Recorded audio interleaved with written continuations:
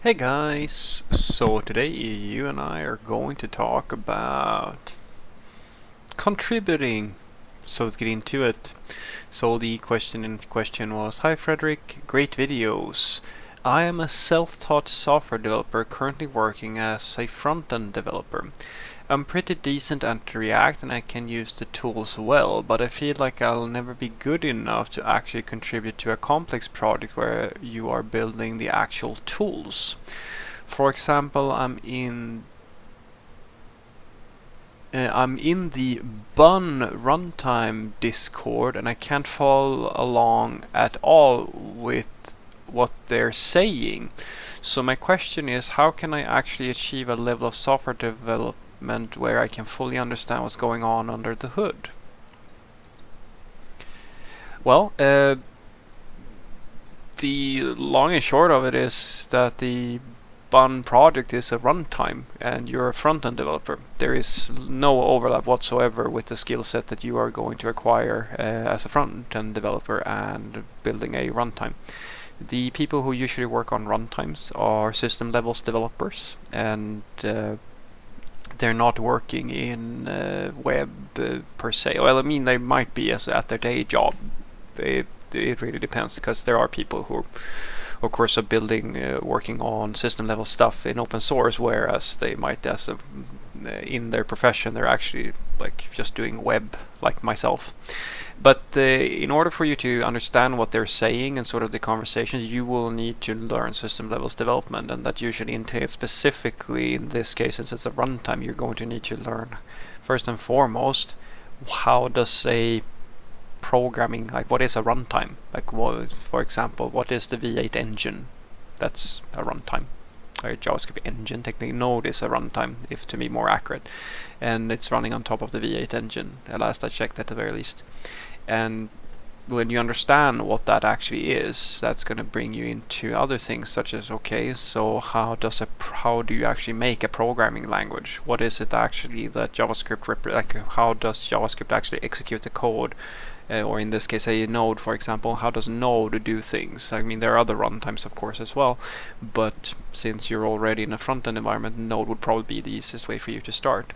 And then when you figure out how, for example, things like, if I say words such as a compiler, what is a compiler, what does that mean, and what does it mean to have an AST or an abstract syntax tree, for example.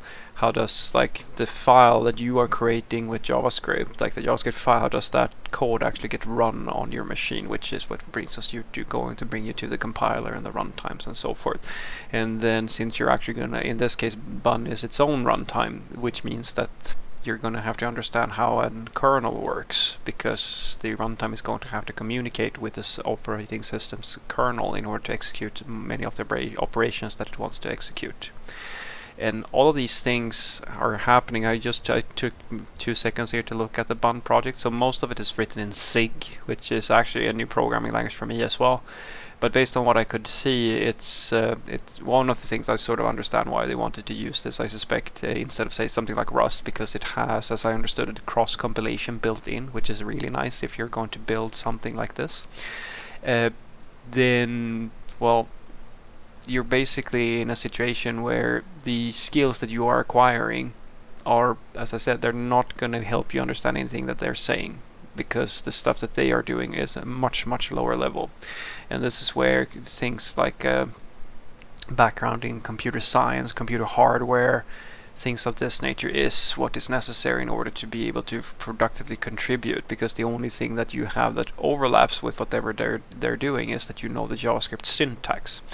And that's something that might be like a little bit, I mean, this is deeper stuff that most like new beginner software developers don't really have a good understanding of.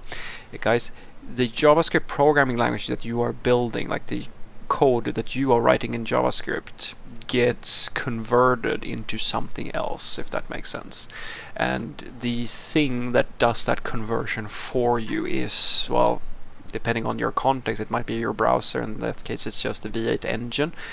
But say Node, which is a runtime environment, is taking care of that for you. It's converting it to machine code under the hood that allows you to actually execute the different operations, like adding numbers together, like all the functionalities that you have in the JavaScript language that's happening in these engines, or like these runtime environments.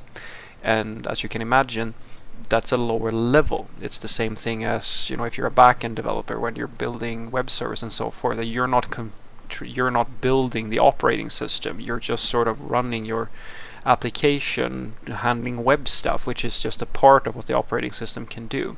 And this is the next level. So now you're actually now as a runtime environment, you're actually running a process in which someone feeds code. Like the runtime environment is basically, this is a simplification, of course, taking the code files that you have created and running that logic through the kernel, or like basically sending this information to, well, in this case it's going to be an engine of some sort, and that those operations are going to run on the underlying operating system. It's the same thing with the backend developers.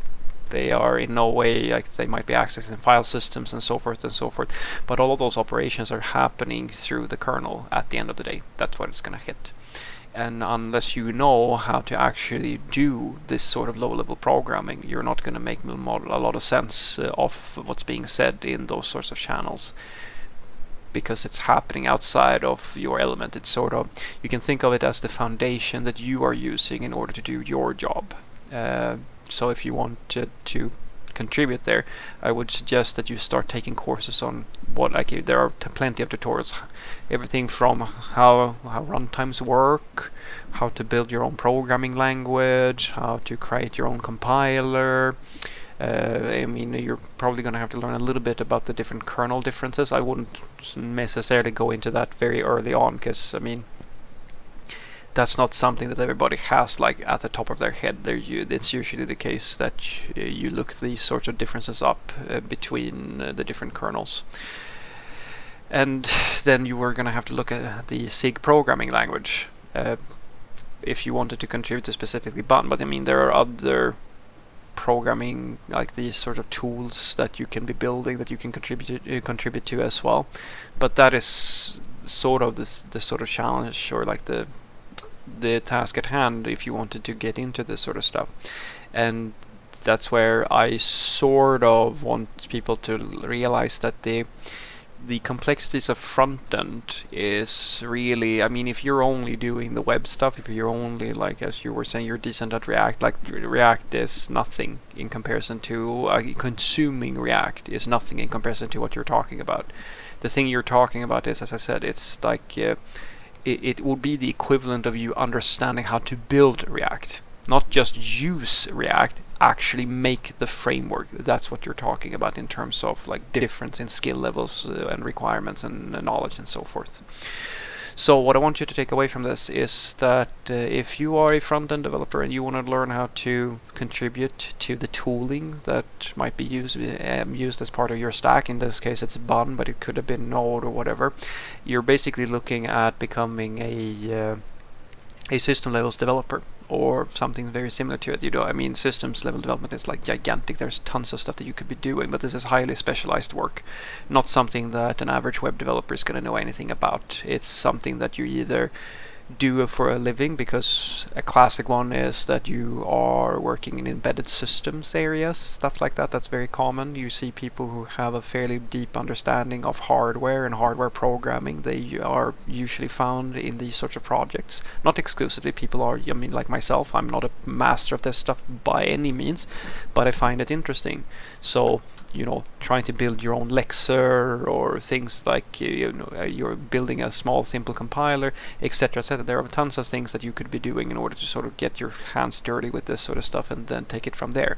But you're definitely looking at learning a fair bit more than what you've been doing if you've only been doing web, because we're talking about understanding what a runtime is, that's number one, and then understanding how a programming language actually works and how that gets compiled into something that can run on the kernel or on the operating system, basically. All of those layers are necessary in order for you to understand how to actually contribute to a project like this. And then on top of this, you're going to have to learn the SIG programming language if you wanted to do some pull requests or something like that, unless you're gonna do something else, because I saw the project had a lot of other stuff going on as well that you could probably contribute a little bit to. But it's a fairly you can almost think of getting good at this is a similar task to basically learning to be, a full stack developer or something like that. If you're a front end developer, it's like a completely different area of technology within IT that you're gonna have to learn, just as you learned how to be a front end developer. Have a great day.